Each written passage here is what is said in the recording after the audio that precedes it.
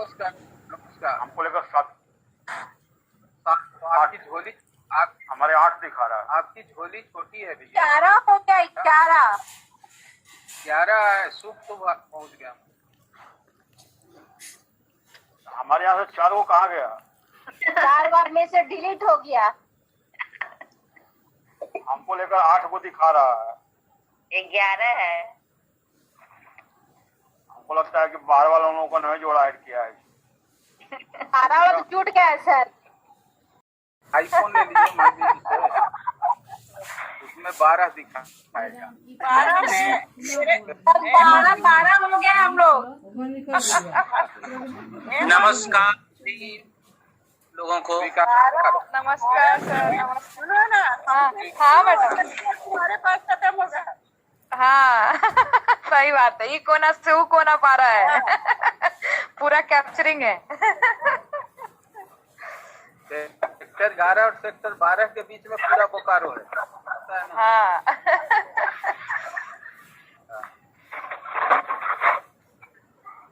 दूरी देखिए। सर हम लोग को तो कुछ नहीं ना बोलना है, आप लोग हिंदी वाले लोग बोलिएगा ना खाली।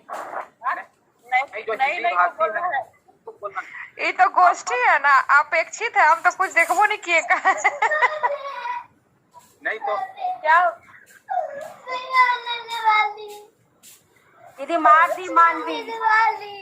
क्या हो गया? दीदी मारी है। दीदी मार दी बोल रहा है। हाँ। अच्छा ठीक है, चल पीटेंगे दीदी को। इतना एज डिफरेंस। मानवी। हाँ हाँ कह रहे हैं पहले उधर बचाओ अपने बेटी को, फिर हिंदी बचाना। अरे 24 घंटा का काम है, अपने से लट लेगा। 24 घंटा लगेगा फाइनल होने में। ये 24 घंटा यही प्रोग्राम चलता है, कितना बोलते रहेंगे पीछे पीछे, अपने चुप हो जाए। बारिश लेके आया था, दीदी मार दी, दीदी मार दी। अपने भर पेट पीट लेता है, जब वो मारती है ना तो दौड़ के चल आता है। बदमाश है। इतने लोग 12 ही आए हैं भाई। तो इनकी मर्यादा भंग हो रही है। अभी यदि प्रधानाचार्य जी को शेयर कर दें एक लिंक व्यक्तिगत, तो तुरंत जुड़ जाएंगे। तो पता नहीं अपने क्यों नहीं आता, वंदना की तरह बुलाना होता है अलग। जिसको जैसी चाहिए वैसे ही करनी चाहिए। अच्छा तो हमसे पिटाई होगी। हाँ 8 बजे आप लोग तब हम बोलेंगे कि सर चेंज कर दिए, प्रतियोगिता से कुश्ती कर दी। आपसे आपका आज वो मानवी चंदन नहीं भेजा व्हाट्सएप पे आज एग्जाम का। चंदन 2 नहीं भेजा है। हाँ नहीं भेजा है। छोड़ उसको अपसेट कर देंगे, छोड़ दीजिए। ठीक। हमारा 7 को आ गया था ना। हाँ आपका 7 दिखा रहा है सर, नंबर नोट किए हैं। 7 भी है ना, 7 थोड़ा हाँ, है। नहीं भेजा, तभी हम कॉल किए थे तो बोला कि मैडम बना रहे हैं। कहाँ आया चंदन का? तो फिर से एक बार देख के तुमको बताते, पर है नहीं, मेरे पे दिखा नहीं रहा है। हाँ मैडम, रेनू मैडम। हाँ आप कह रहे हैं कि मीटिंग जैसे ओवर होगा और एक आप कीजिएगा कि आज जो है तो दिनांक इतना तो ये बैठक हुई, एक हिंदी गोष्ठी हुई। इस गोष्ठी को हमारा नाम लेते हुए किसने लीड किया, थोड़ा तभी तो मेरा नाम आया। और डिक्टेशन करवाइए, जल्दी बोलिए।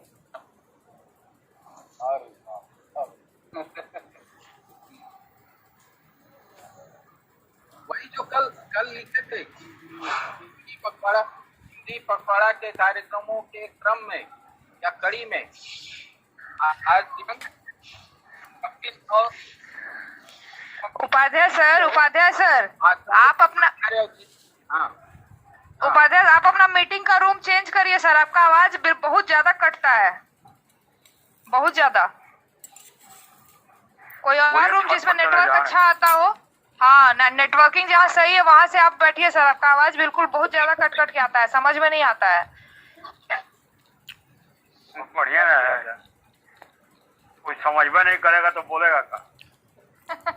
अच्छा, तो अभी डिक्टेशन हमको सुनाई दे रहा था, हिंदी पखवाड़ा की कड़ी में आज दिनांक नहीं हो गया। हाँ हो गया, उतना ही है। हाँ, जैसे कल लिखे थे ना हम सूचना, वैसा ही एक बना दीजिए कि हाँ इतना इतना हुआ और ये गोष्ठी, इसमें सभी आचार्य और दीदी जी ने भाग लिया, सभी का एकदम। हालांकि 14 को लिए हैं, तो हम लोगों में से कोई एक आध को बोल दें उनको, तब तो हम कटघरे में होंगे ही। आके नथनी टीका लगा दी। मजदूर लोग को छोड़ने के बाद अभी सीधी वही लोग के साथ।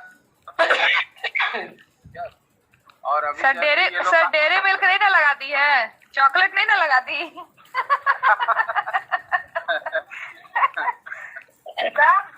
सब लोग। चलिए, समय बहुत हो गया,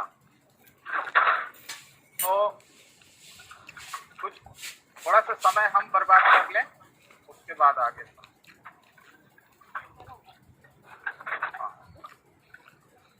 विषय रखा गया। नमस्कार नमस्कार, स्वागत। विषय रखा गया है कि हिंदी भाषा का संरक्षण और संवर्धन। तो संरक्षण की आवश्यकता पड़ गई, हमारी भाषा को संरक्षण की आवश्यकता पड़ गई और हिंदुस्तान में पड़ गई, यह बहुत ही चिंतनीय है। हम हिंदी भाषा के लिए जो हम लोग यूपी में रह रहे हों, चाहे थोड़ा बहुत हरियाणा के लोग हों, और चाहे इधर उत्तर प्रदेश, मध्य प्रदेश, बिहार, झारखंड में हम लोग हिंदी बोलने वाले हैं। और कल बोलने वाले हैं, क्या बता रहे थे कि 50 करोड़ से ऊपर पूरे हिंदी बोलने वालों की संख्या है।